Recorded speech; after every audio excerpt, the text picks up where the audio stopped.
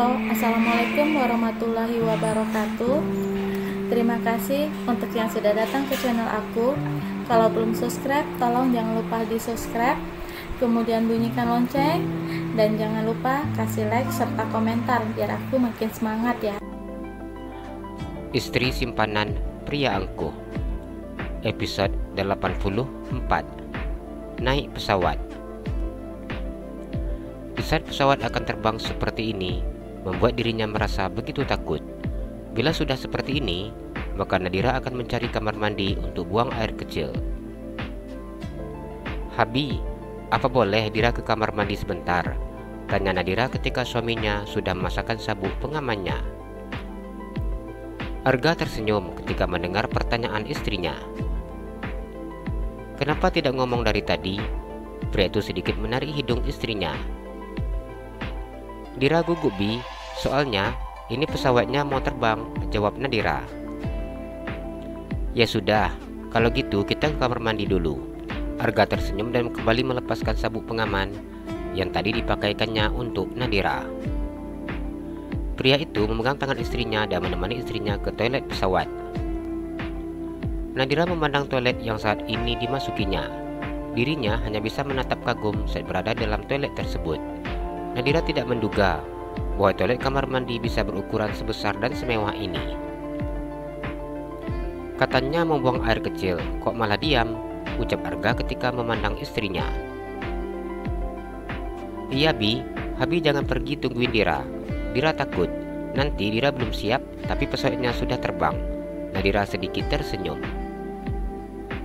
"Iya, ini Habi temani," ucap Arga yang tersenyum. "Habi temani Dira, tapi jangan lihat juga." Dirinya malu ketika suaminya memandangnya yang akan menurunkan celananya. Habi sudah sering lihat. Habi tidak hanya melihat dari luarnya saja, namun sudah bagian-bagian di dalamnya. Jadi ngapain juga masih malu? Pria itu tersenyum genit memandang bagian yang ditutupi oleh istrinya. Melihat wajah istrinya bersemu merah karena malu, membuat dirinya begitu sangat senang menggoda istrinya seperti ini. "Beda situasi, Bi," jawab Nadira yang tertunduk malu. Seharusnya dirinya hanya membiarkan saja apa yang ingin dilihat oleh suaminya. "Tapi Dira malu," ucap Nadira. "Sudah, gak usah malu-malu. Udah cepat ini di dalam pesawat," ucap Arga. Nadira menganggukkan kepalanya dan hanya diam saat suaminya memandang dirinya seperti ini. "Bi, Dira sudah siap," Nadira berkata ketika dirinya sudah selesai. Pria itu merasa salah karena melakukan hal ini. Saat ini dirinya begitu sangat menginginkan tubuh istrinya. "Ayo, Bi," ajak Nadira yang menarik tangan suaminya. Arga sudah tidak mampu mengendalikan dirinya. Pria itu meluk tubuh mungil istrinya dan mencium bibir istrinya dengan sangat puas. Suaminya tidak memberi jeda untuknya agar bisa sedikit bernafas. Nadira menghirup udara sebanyak-banyaknya setelah suaminya melepaskan bibirnya. "Dira tadi sudah ingatkan Habi, tapi Habi nggak mau dengerin Dira," ucap Nadira yang mengusap bibirnya yang basah. Arga hanya tersenyum saat mendengar ucapan istrinya. Pria itu memegang tangan istrinya dan keluar dari dalam toilet. "Kalau Dira takut gimana, Bi?" tanya Nadira ketika mereka sudah duduk di kursi. "Nanti peluk Habi." Arga tersenyum dan memasang sabuk pengaman istrinya. Nadira menganggukkan kepalanya. Nadira tersenyum ketika tangan suaminya meluk tubuh mungilnya. "Sama kan, seperti naik mobil, nggak ada bedanya," Arga berkata saat pesawat sudah mulai terbang. "Iya, Bi, tapi Dira takut melihat ke bawah," jawab Nadira. "Jangan takut, Adik harus menikmatinya. Bila ingin mengetahui seperti apa keindahan di bawah sana, lihat dari sini." Arga menunjukkan jendela di sampingnya. Nadira mengikuti apa yang dikatakan oleh suaminya. Dirinya memandang keluar jendela. "Kita masih bisa melihat ke bawah karena posisi kita belum terlalu tinggi," jelas Arga. Nadira hanya menganggukkan kepalanya saat mendengar penjelasan suaminya. Ia masih fokus memandang ke bawah. "Apabila pesawat sudah terbang tinggi, apa kita akan menembus awan, Bi?" tanya Nadira. Iya, nanti kita akan menembus awan, jawab Arga. Awan itu apa seperti Bu Sabi? Tanya Nadira. Arga tersenyum memandang pertanyaan istrinya. Tidak, bahkan awan itu juga tidak bisa digenggam. Awan itu tidak seperti busa ataupun salju, jawab Arga. Apa seperti itu? Tanya Nadira. Iya, kita juga tidak pernah bisa memegang awan, makanya nggak bisa menggenggam awan. Arga tersenyum. Tapi, kalau misalnya bisa dipegang, kira-kira bisa digenggam nggak, Pi? Tanya Nadira. Arga tersenyum ketika melihat istrinya yang bertanya seperti anak kecil. Nggak bisa, dia lolos, jawab Arga. Nadira menganggukkan kepalanya. Ini masih sore, kita masih bisa melihat pesawat menembus awan. Arga mengusap kepala istrinya. Nadira menganggukkan kepalanya. Sayang Habi, harus menikmati indahnya perjalanan ini.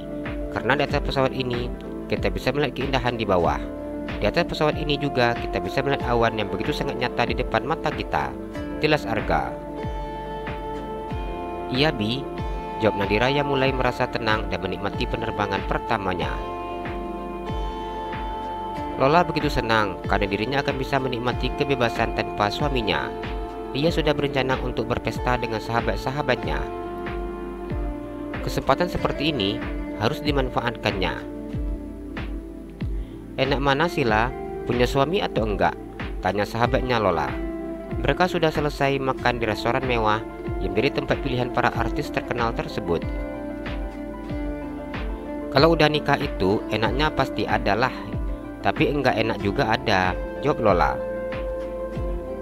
Enggak enaknya apa? Tanya Febri. Enggak enaknya, aku itu enggak bisa sebebas seperti dulu. Dulu, aku sangat bebas melakukan apa saja. Kalau sekarang, apa yang aku lakuin harus atas persetujuan suami aku, jawab Lola dengan tersenyum. Enaknya apalah?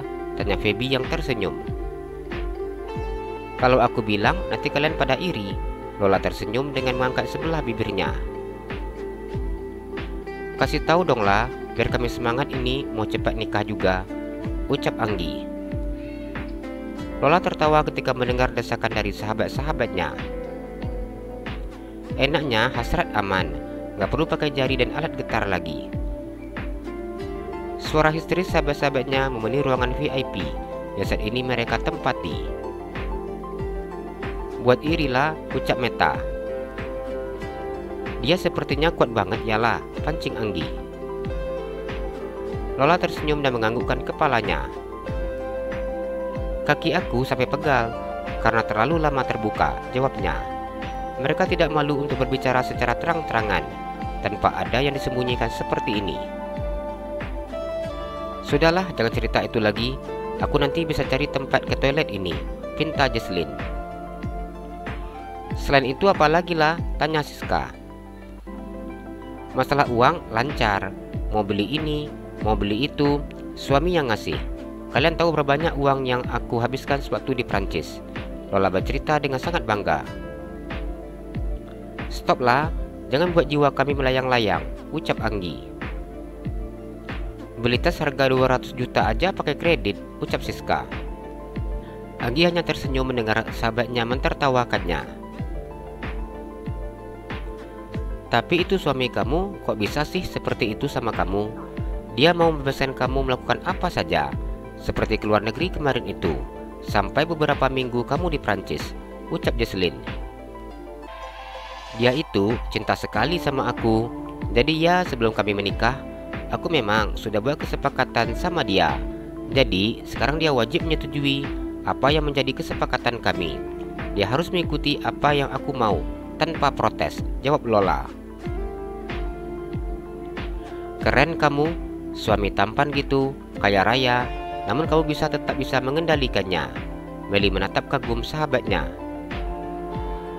Lola tersenyum dengan penuh kebanggaan.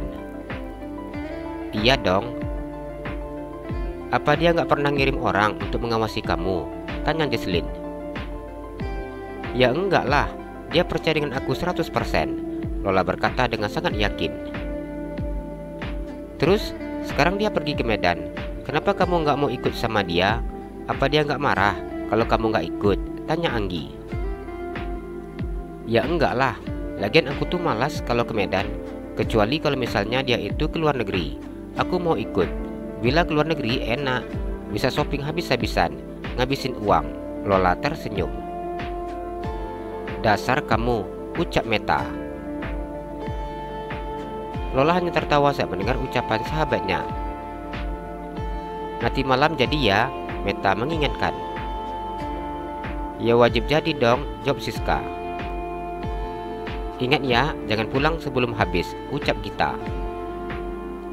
Kalau kalian ingin pakai jasa pria muda, aku nggak ikut serta ya, ucap Lola yang sudah sangat memahami seperti apa karakter teman-temannya.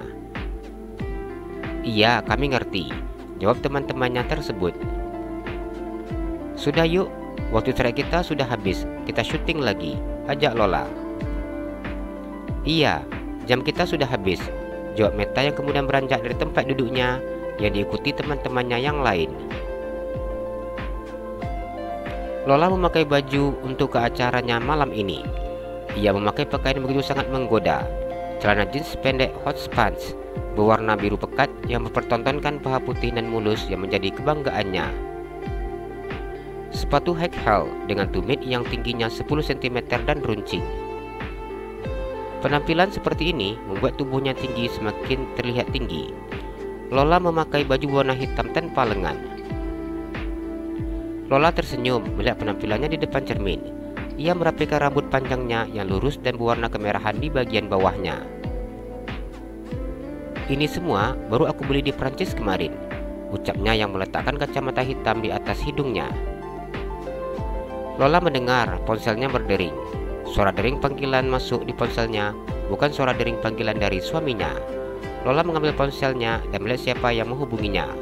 Wajahnya terlihat tidak suka dan tidak tenang ketika melihat panggilan yang masuk tersebut. Halo, jawab Lola. Halo Lola, jawab suara terdengar begitu sangat lembut menyapanya dari sambungan telepon. Iya Om, jawab Lola. Aku menunggumu di coffee shop, tempat kita biasa berjumpa. Aku tidak bisa, jawab Lola. Apa kamu terlalu sibuk untuk bersenang-senang? Tanya pria itu.